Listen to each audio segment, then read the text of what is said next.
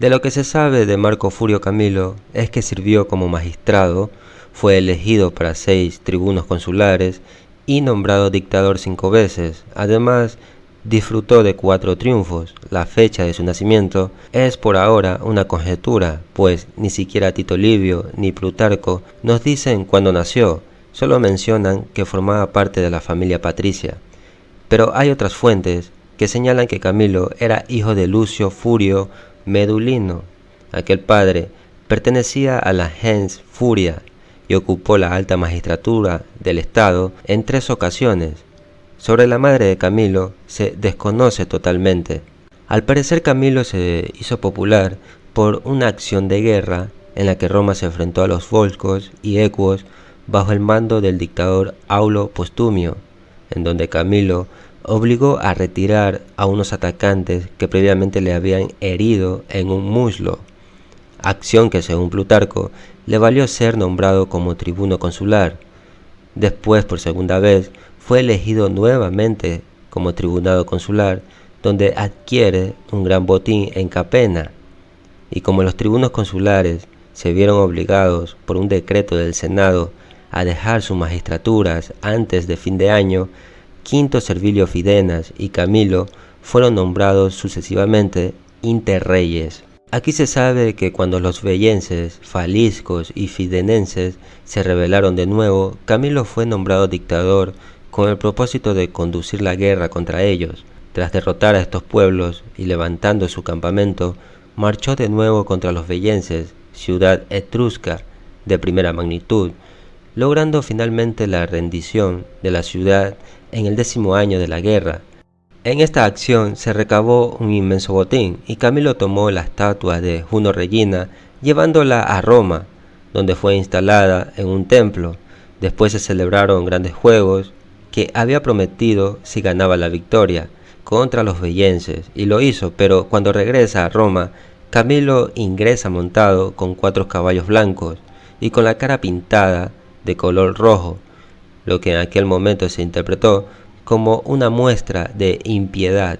Después fue elegido tribuno consular por tercera vez y logró la rendición de los faliscos, y en este punto entra en juego la legendaria historia del maestro de escuela falisco que sacó a sus muchachos de la ciudad y los entregó a Furio Camilo para que los tuviera como rehenes, pero Camilo rechazó la oferta con desdén y envió al maestro de regreso a Faleri con las manos atadas a la espalda, siendo también empujado con las varas que había proporcionado a sus alumnos. Impresionados por tan noble gesto, los faliscos decidieron rendirse ante el general romano, y a los faliscos se les concedió la paz. La época de Furio Camilo fue de intensa lucha social entre los patricios que querían conservar sus privilegios, en especial el de cubrir las magistraturas, y la plebe que quería acceder a ellas.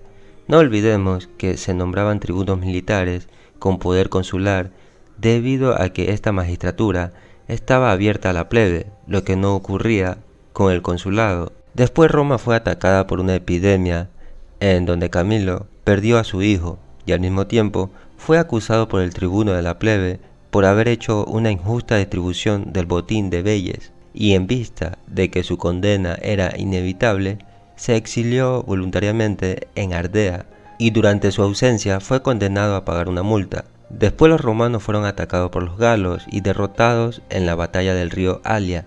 Los galos lograron conquistar gran parte de Roma.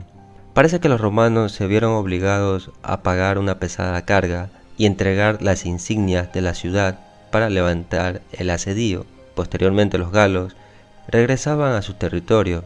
Los romanos llamaron a Furio Camilo, nombrándolo nuevamente dictador. Según la leyenda, Camilo, habiendo reunido a las tropas romanas, persiguió a los galos, los derrotó, masacrándolos, y recuperó las insignias y el botín de los romanos. Sin embargo, según otras fuentes históricas, Furio Camilo logró expulsar a los galos del territorio romano, pero aún así se retiraron en posesión del rico botín de la guerra. Y según Tito Livio, Furio Camilo fue nombrado dictador por segunda vez mientras la ciudad aún estaba sitiada.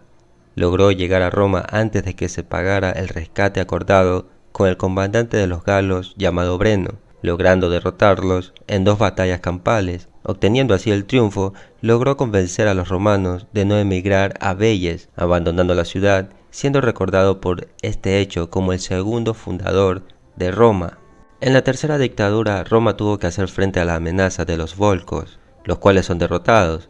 En ese momento también, la ciudad de Sutri, aliada de los romanos, se encontraba sitiada por los etruscos, y por ello habían enviado a embajadores a Roma para solicitar ayuda. Camilo logra tomar a los atacantes por sorpresa y los etruscos fueron derrotados y vendidos como esclavos. De regreso a la ciudad, Camilo celebró el triunfo por las victorias obtenidas ese año. En el cuarto tribunado consular, el Senado decidió confiar las operaciones de guerra a Furio Camilo. Los romanos se enfrentaron una vez más con el ejército de los volscos, latinos y gérnicos, numéricamente superiores a ellos en las campañas en torno a Satricum. A esta campaña se refiere el episodio legendario de Furio Camilo, que arroja el estandarte de los romanos más allá de las filas enemigas para animar a los romanos a luchar, gritando «Adelante el estandarte, oh soldado». Cuando los hombres vieron al propio Camilo ya incapaz de trabajar debido a su edad avanzada, dirigiéndose hacia el enemigo, lanzaron el grito de guerra «Seguid al general». Se dice también que Camilo ordenó arrojar un estandarte entre las líneas enemigas y los precursores fueron incitados a retirarlo. En la batalla campal, los romanos se impusieron y los volscos lograron retirarse dentro de las murallas de Satricum, solo gracias a una tormenta providencial que interrumpió la batalla, pero abandonados por sus aliados, los volscos no pudieron defender la ciudad del posterior ataque de los romanos que entraron en Sutri, obligando a los enemigos a rendirse.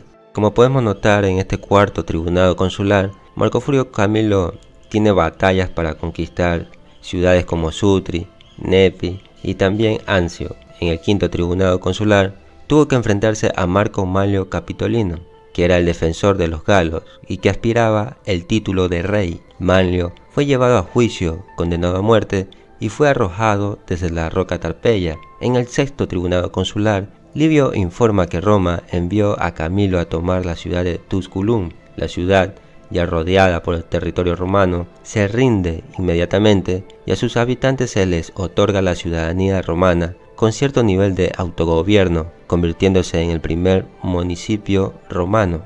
Luego el Senado nombra dictador a Marco Furio Camilo por cuarta vez, con el objetivo de impedir la votación de las leyes propuestas por Licinio y Sextio.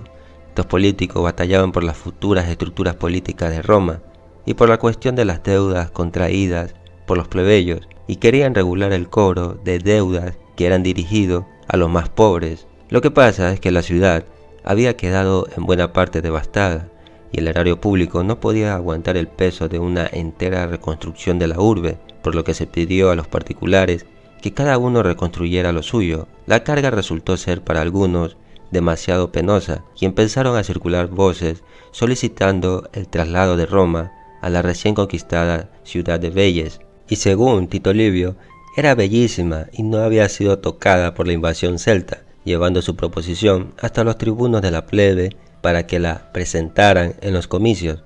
Pero Camilo, en un conmovedor discurso, según Tito Livio, disuadió a los romanos y les convenció para que reconstruyeran la ciudad, tras lo cual renunció a la dictadura. En la quinta dictadura, los romanos se enfrentaron a los galos cerca de Albano, derrotándolos y poniéndolos en fuga. Al regresar a Roma, Furio obtuvo el triunfo, y en ese año se aprobaron las leyes que permitían el acceso de los plebeyos al consulado. 2 años más tarde fallece, según la antigua tradición romana. Camilo murió durante una epidemia que azotó a Roma en el año 365. En cuanto a las comparaciones y similitudes, se puede mencionar que tanto Camilo y Temístocles eran excelentes líderes militares, tenían una excesiva confianza en la victoria. Ambos personajes protegieron sus estados, conservaron bastante la integridad de sus ciudades, sobre todo en situaciones críticas donde Atenas y Roma estaban a punto de ser conquistadas, y ambos militares lograron defenderla y conservar sus ciudades. Diferencia puedo señalar que Furio Camilo representaba la extrema derecha. Esto se puede reflejar las veces que fue elegido dictador y cónsul. Incluso hubo un choque ideológico con el pueblo por el tema de ingresar a Roma con los caballos de color blanco, motivo de profunda indignación por parte del pueblo romano. En cambio, Temístocles era democrático y cercano al pueblo, gozaba del apoyo de las clases bajas atenienses, pero llega un momento donde no mide sus ambiciones y esto conlleva a que Grecia tenga dificultades para florecer como imperio. Lo que quiero decir, que Roma ya es una ciudad que está ascendiendo en poder y su dominio se está extendiendo para alcanzar su máximo esplendor.